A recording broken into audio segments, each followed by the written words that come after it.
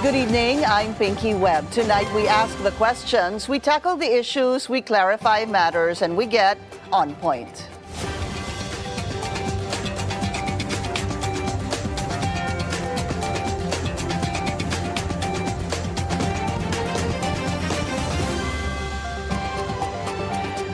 Allies of former President Rodrigo Duterte have filed 2 resolutions in the Senate to ensure his safety, or better yet, get him out of detention in The Hague, Netherlands. A Duterte critic, however, is convinced the former president is in good condition, reason why his request for interim release should not be granted. Let's get on point with former Senator Antonio Trillanes. Senator Trillanes, welcome to the show, sir, and thank you so much for your time. Thank you, Ms. Pinky. All right, I want to start first with this Senate resolution filed by Senator Robin Hood Padilla, wanting to look into allegations or even claims that you were in The Hague and you were part of the welfare check on former President Rodrigo Duterte. I understand, of course, sir, that you were in The Hague recently, but for the record, were you part of this wellness check? Or welfare, rather, check?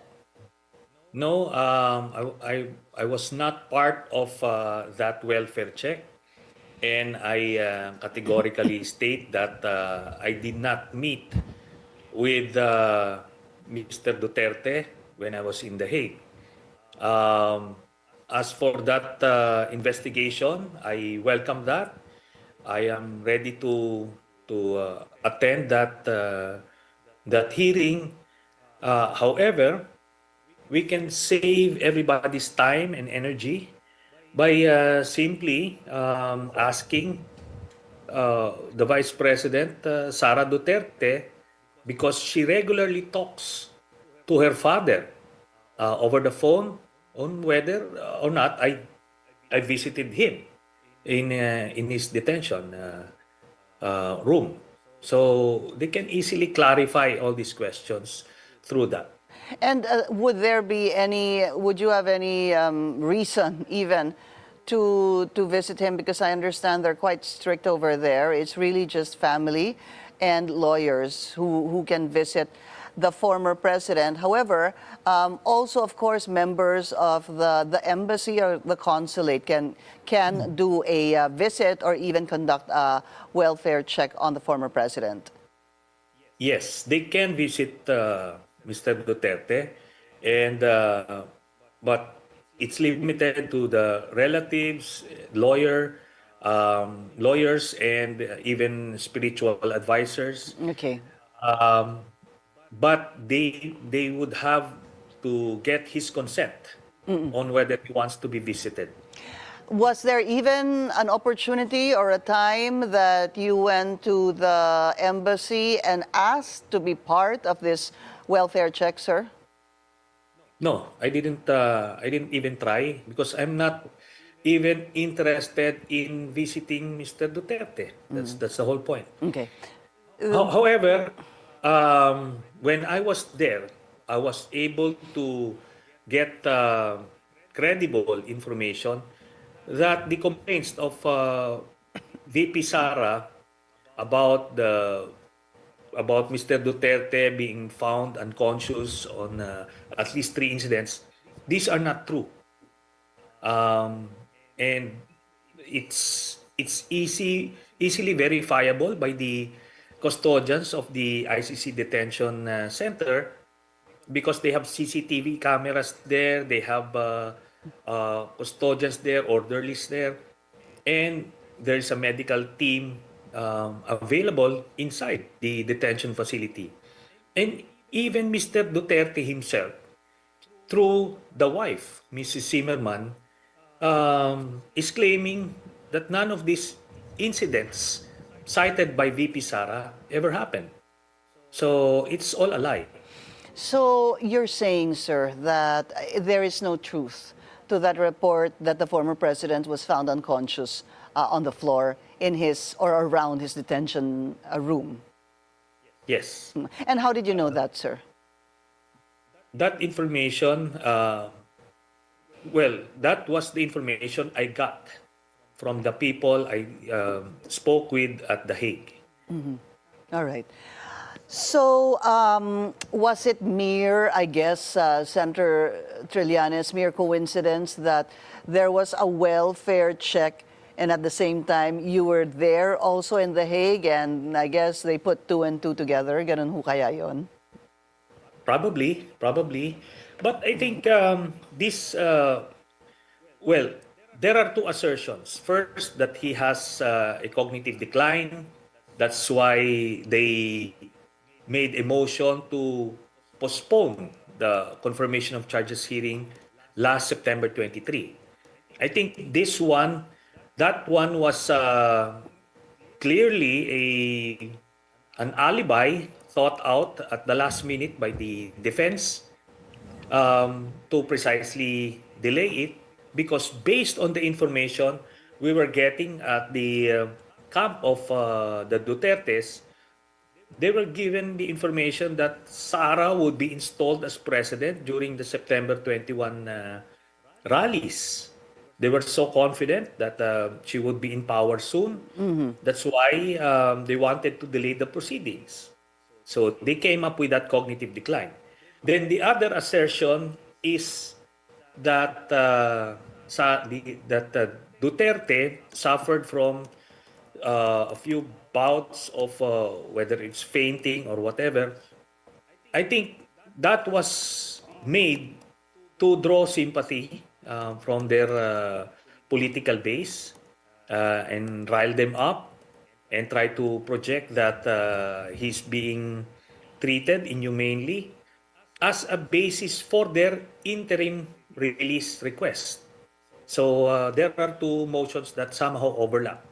Let's talk about that, what you first said, the 2 points that you mentioned. The first point you mentioned was the cognitive decline or the cognitive impairment that was used by the defense, Attorney Kaufman, in delaying or at least hindi ituloy yung sinabi mo nga confirmation of charges which was set last September 23. But I think the motion of Attorney Kaufman was made obviously weeks before the September 23 confirmation of charges. If I'm not mistaken, sir, it was around mid-August po ginawa itong postponement ng confirmation of charges. So are you saying that noon pa lang, nung August, mid-August pa lang, ay there was this theory or this suspicion that come September 21, the rally, they will catapult Vice President Sara Duterte to power? Okay. First and foremost, it's in their interest to delay the confirmation of charges hearing because they didn't have any evidence to defend Mr. Duterte. The prosecution was already prepared to start the trial, but the defense obviously is not because they know that the charges are true. So they're coming up with these delaying tactics. But yes, they were the plans to oust the administration of President Marcos has been planned that early because around that time the controversy surrounding the flood control mess was already there, and they were just fanning the flames. Yeah. So yeah. Senator, do you know who would have been responsible for basically what would you call it, a coup supposedly last September 21, or a military takeover or people power? What would you call it? At least the plan. Well, the plan of the Duterte camp is to fan the flames and sow chaos that would lead to a withdrawal of support for President Marcos, and therefore by succession the Vice President would assume. So that's their plan. But obviously, there is a great majority of the senior officers within the AFP who are not receptive to a succession by Sara Duterte, primarily because she is pro-China. So it's really a withdrawal of support by, supposed to be, no? What you're talking about is the military and the police. All right. And then you talked about the second point, yung bouts of fainting, which leads me to my next point. This Senate resolution on the House arrest of former President Rodrigo Duterte. This was authored by Senator Cayetano urging a House arrest for FPRRD. And it was an overwhelming majority, if we can describe it as that. 15 for, 3 against, and 2 abstentions. What do you think of this Senate resolution, sir, that was authored by Senator Cayetano, Alan Peter Cayetano?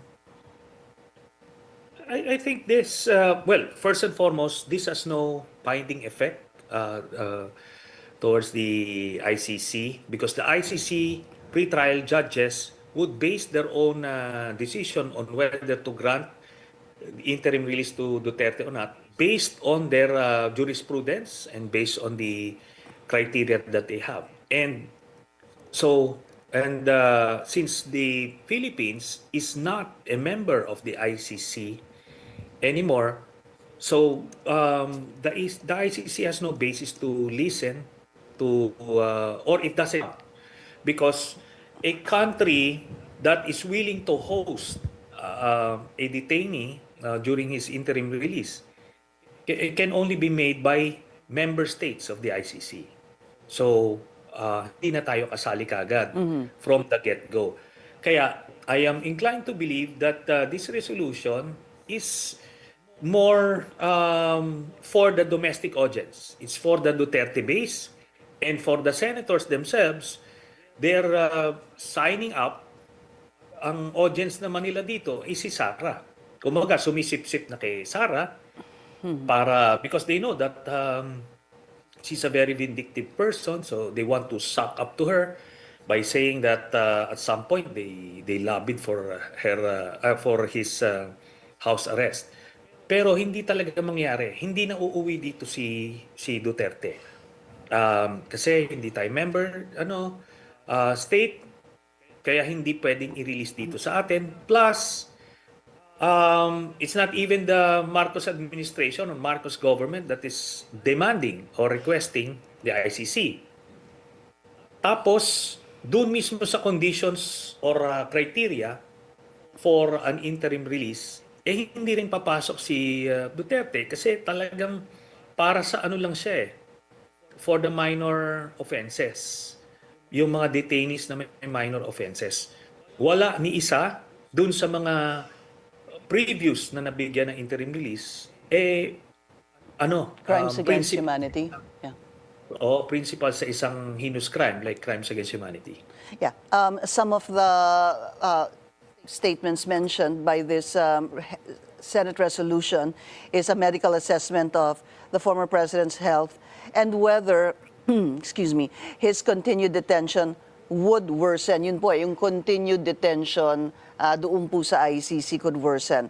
Also, just a follow-up, sir, before I go on a break, you were saying that never na, sinabi niyo po yun kanina, never na makakabalik si dating Pangulong Duterte dito sa Pilipinas. The question here, sir, is because they also said that he is unfit for trial, hindi ho ba, because of the cognitive impairment. I wonder where that would lead. But we're going to take a very short break. We'll continue our discussion with former Senator Antonio Trillanes when we return. Stay tuned.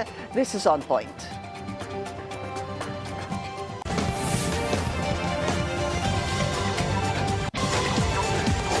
Welcome back. Still with us, former Senator Antonio Trillanes.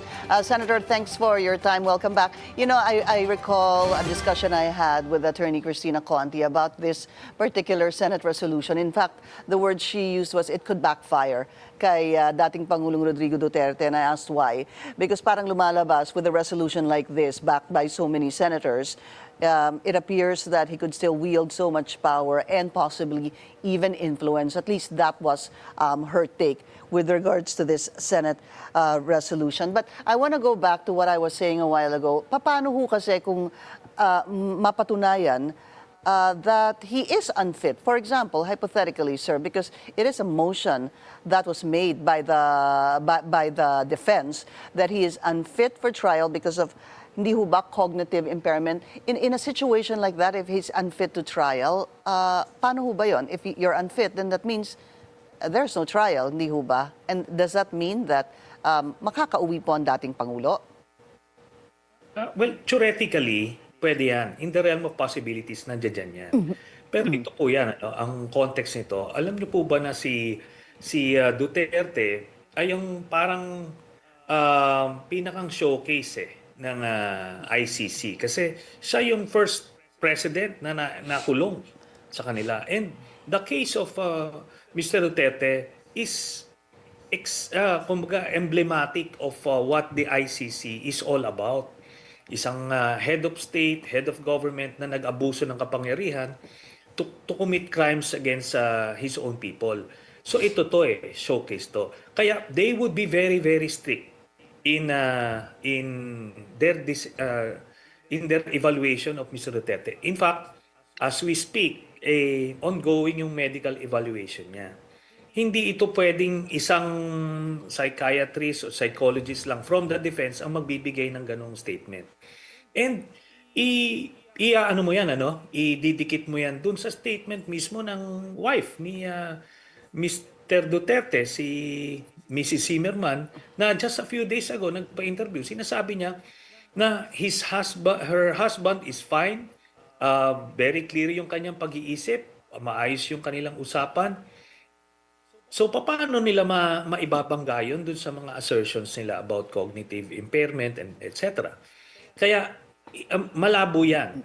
And sabi ko nga, based on the information I got, talagang hindi ito hindi mabibigay sa kanya interim release at matutuloy yung confirmation of charges hearing, therefore matutuloy yung trial. Senator, you're talking yes. about the confirmation of charges. As we mentioned a while ago, that was supposed to be set for September 23. September 23. Any information kung kailan marireset ito? At least a month that you would possibly know. Sabi nyo kasi siguradong matutuloy yung confirmation of charges. And because you're saying that, any information on when this will be reset? Most likely November. Okay? So not to preempt the findings of the medical panel na nag-evaluate sa kanya, pero assuming mabigyan siya ng medical clearance, magre-resume yan sa November. So yun ulit. Ngayon, they will be running out of alibis. And even assuming merong indications ng cognitive decline, which happens to people with advanced age, pero I am sure meron silang medical facility na i-evaluate siya continuously. Hindi pwedeng one go lang yan, then okay, release ka na. No. Okay. It will be a very, very long process. Yeah, because what I'm actually wondering right now is that was the defense's motion, di ho ba? Sila po ang nagsabi na may cognitive impairment. Hence, the question begs na meron ho bang magiging ICC-accredited doctor to look into the well-being of the former president and even the prosecution. I understand, of course, the prosecution also wants their own doctor to look into the mental and yung physical well-being of former President Rodrigo Duterte. Any idea, sir, if meron na pong ICC-accredited na doktor, a team of doctors na tiningnan na po siya, and also doctor from the prosecution? As I mentioned earlier, as we speak, he is being evaluated by a panel of medical specialists. Okay. And that evaluation, once terminated, they will be giving a recommendation to the ICC pre-trial chamber so that they'd be making that decision based on that. Yeah. Okay. Any idea, sir, kung papayagan din po yung prosecution na magtalaga ng sarili nilang doktor to look into the well-being rather of the former president? No. Ito na, yung medical experts na in-appoint came from the pre-trial chamber para neutral. Got it, sir. Hindi, neither prosecution or defense. Senator Sonic, where is Rowena Garma? Is she going to testify against the former president as well? Yes, she is in a safe place at the moment, and she will testify against Duterte, and also she's part of the build-up of the case against Mr. Bongo. Mr. Bongo, Senator Yes, Bongo. yes, She initially went to Malaysia, didn't she, sir? yes. Would you be able to share with us what she did there? And She, yeah, she go ahead, sir. already left Malaysia, and let's just say that she's being processed by the team of investigators of the ICC. I see. Doon po sa Malaysia? No, no, No, she no. has already left I see. Malaysia. Okay. But sir, can you give us more information? You were saying that she's there to serve as witness or to testify against, would these, my words be correct, against Senator Bongo, sir? Bongo and Duterte. Silang dalawa po. What will she say about Senator Bongo? About the whole setup, that there are two branches. The Mr. Duterte set the policy. So, yung war on drugs, Yeah. killing suspected drug addicts, pushers, and the killing of the ninja cops and yung mga karibal, business rivals nung drug lord nila na si Michael Yang. So partner ni Duterte si Michael Yang, may mga karibal sila na from another what's this syndicate, another triad. So yun yung pinapatay nung branch ni Bongo. Si Bato, siya yung pagso ng general chaos, War on drugs. war on drugs, yung tokhang through the PNP. Si Bongo, sa kanya yung branch na yung special operations na tinitira yung mga ninja cops na hindi kasama sa sindikato nila, na distributor ng ibang drug lords, na karibal ng drug lord partner nila na si Michael Yang. I see. And this is, ito po ay patotohanan ni Garma. Yes. So yan yung binuo nila na grupo na death squad sa national level.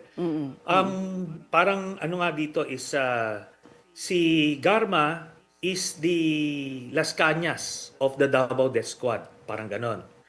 So, yung role ni Las Cañas as one of those who formed the Davao Death Squad, Right. nung mayor lang si Digong, si Garma naman yung ganon sa national level nung presidente na si I Duterte. see. Okay. So, you're So, comparing dalawang both. branches. Opo, kasi si Las Cañas, hindi ho ba siya yung supposed to be may alam doon sa reward system, sa Davao Death Squad, etc., together with Matobato. And then you're saying now Garma is on the national level when the former Yeah. president, the former mayor became president. Yes. Kasi si Las Cañas, doon sila nung mayor pa lang si Duterte. Kasi dating enlisted man lang kasi si Las Cañas, si Garma, anong nagpresidente na si Duterte, kumbaga ni-level up nila lahat ini-scale up nila yung buong operations na they needed officers to do this job. So andiyan na si Garma, ni-recommend niya si Leonardo, and nag-set up sila nung Alright. death squad. So ganun din, may rewards din ito. Dito naman sa kabilang branch, si structure. So ito na yung mga quota system na may rewards din. Okay. So ganun yun. Senator, very quickly, just wanted to get your thoughts dahil nagsilbi ho kayong senador also for some time. Ano po? What do you think of this proposal of a snap election by Senator Alan Peter Cayetano? All congressmen, all senators, vice president, and president resign and call for snap elections with the stipulation that no incumbent will be allowed to run for one election cycle. What do you think of this? It may be appealing for the man on the street or the outsiders, but alam naman natin na hindi mangyayari yan. It's not gonna happen. Paano mo i-enforce yan? So it's just a typical Alan Cayetano statements na ano lang, parang yan yung 10,000 pesos na ibibigay daw niya bawat Filipino family. So ano lang yan, nambobola lang naman siya. Okay, and Senator Ping Lacson resigned as chairperson of the Senate Blue Ribbon Committee, sir. Who do you think would be, parang walang takers eh? Well, maraming qualified dyan. Si Senator Kiko Pangilinan, si Senator Risa, even Senator Pia Cayetano would be qualified to handle the Blue Ribbon Committee. It's unfortunate na nag-resign si Senator Lacson, but they have their own reasons. Ang importante rito kasi is si Senator Soto as Senate President, being the most experienced senator there, mas concerned talaga siya sa stability ng organization, ng institution, which is what we need at the moment. Kasi pagka masyadong nagkaroon ng lynch mob mentality tayo, parang will start burning the house down, everybody loses dun sa chaos na yun. Ombudsman, Senator Boying Remulla once he officially takes the role of ombudsman. 2 questions lang po. Una, what do you think of his appointment? Is he the best candidate? And number 2, what should he prioritize? He's the best candidate given the situation. Of course, he is no perfect candidate. Nobody is. Pero kailangan mo kasi ng ombudsman at this point na may gravitas. And he has displayed that nung pinupursue niya yung mga highly controversial cases na normally mag-hesitate yung mga Secretary of Justice. Pero siya, tinuloy niya, no? Ginawa niya. And you'll have to give him credit for that at importanteng requisite yun for the job ahead as ombudsman. Kasi if you just put in a retired justice there, na alam niyo na yung mabagal pa yung learning curve, tapos may mga hesitation pa, alam mo yun, magpe-play safe pa, at least ito, he can hit the ground running. Ngayon, ano ipaprioritize niya? Maraming mga kaso na nandiyan na pending sa ombudsman. I'll be filing next week yung mga infra scandal nito ni Bongo na yung 7 billion na binigay niya, inaward niya sa kanyang tatay at kapatid.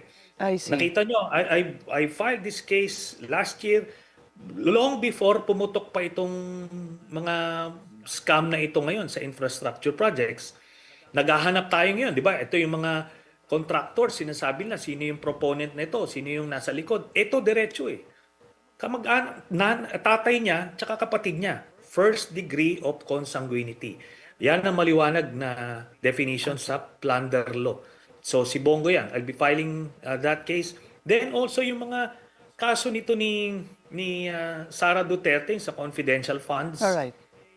Kailangan niya i-prioritize yan kasi pinatay na nila yung impeachment eh. So doon na lang. Former Senator Antonio Trillanes, sir, pleasure to have you. Thank you so much for your time. Likewise. Thank you. That's On Point. Join us again tomorrow, 7:30 p.m. here on BNC, the Billionario News Channel. I'm Pinky Webb. Thank you for watching.